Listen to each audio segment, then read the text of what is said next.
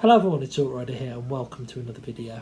And today I've been to pick up a toy. I've used the Smith's Click and Collect service for the second time now. It's so easy, even a 48-year-old man who lives with his mum could use it. Maybe. But I went today to pick up a Transformer, and it's another one of these ones from the Netflix line. I've been looking at it for the best part of a week or so, and I've been waiting, probably even longer than that, to be honest. And when these first were announced, I thought to myself, I'm going to get the Megatron, and I'll get this one, and this will be it. Basically, I've been waiting for it to come to stock in Warsaw, and it hasn't yet. And there was one in stock in Tamworth, and it's been there all week. And I thought, could this be one of those things when they never appear for online delivery, and they don't appear in the Warsaw store, but then vanish for good? So I thought, you know what? I haven't been out for a decent drive. I'm going to go out and I'm going to get it.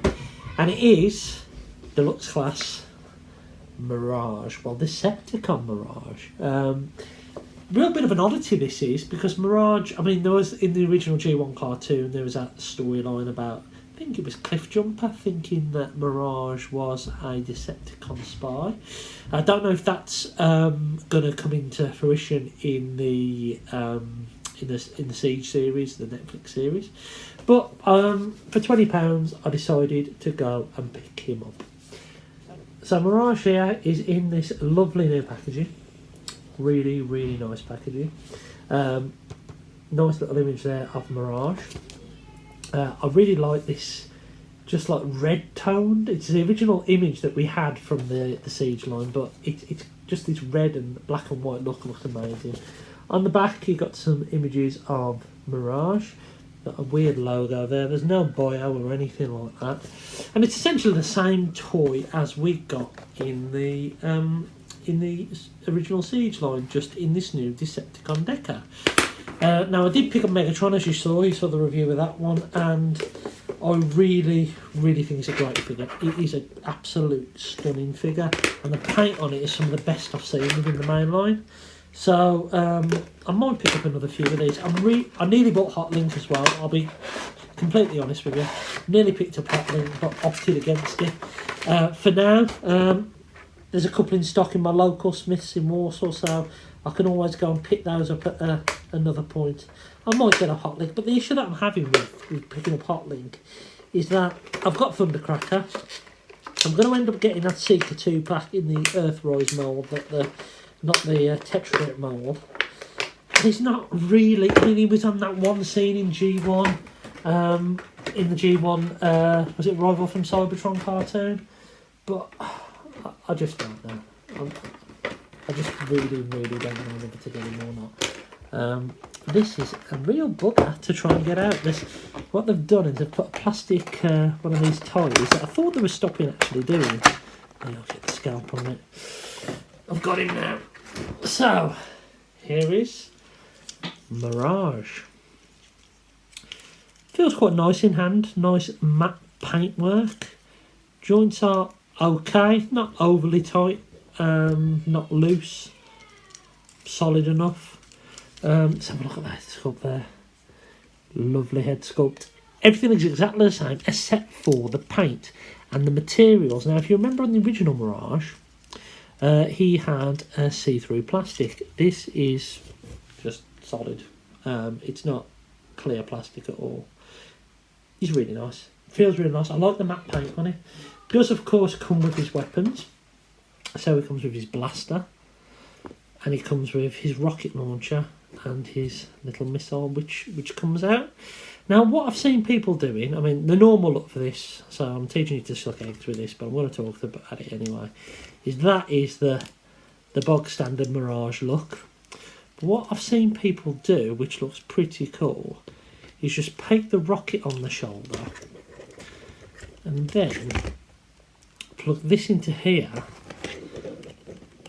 to make, the hands are tight in this one, there we go, to basically make,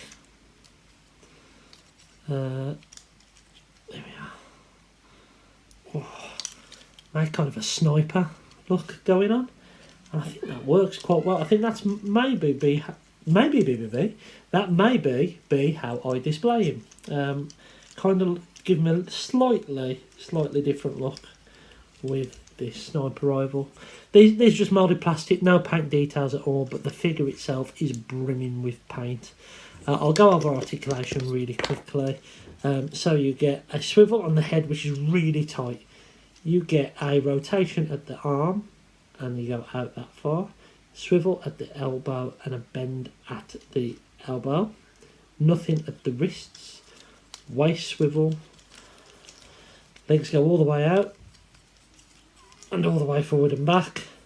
A bend at the knee and a rocker at the ankle. These parts also articulate, so if you want to have that look going on for him, or slightly angled or just down, you can have that look as well. It's a nice figure. It's a really nice figure. I can't wait to see what he is like in the film. In the TV show. Really cool. I wonder what they're going to do with him. I wonder if he's a Decepticon and becomes an Autobot that becomes a Decepticon, a spy. I wonder what he'll be. Hopefully it should be on soon. Should we transform him up? So here's Mirage in his race car mode, and it looks pretty nice. I think it works better without the clear plastic on there. And the paint, you can really see how great the battle damage is, how this fades from the blue into the grey with some black wear, the silver wheels, and dropping in, some silver going into purple on the side. I think it looks really nice. Really nice. Could have done with this section being painted, but again, he's like a Cybertronian race car, isn't he? Not like a dragster from Earth, even though it blatantly is that. So I can kind of let that pass. I like the spoiler. No Decepticon logo at the front, which would have been nice. You can take his weapons and you can plug them on the back, like so. So you can have that armoured race car look going on. He's pretty nice. He rolls pretty well. I like him. He's a cool little figure. I really like him. So here he is side by side with his Autobot counterpart. The only two versions of the mould I have left now. As I say, I sold the clear version.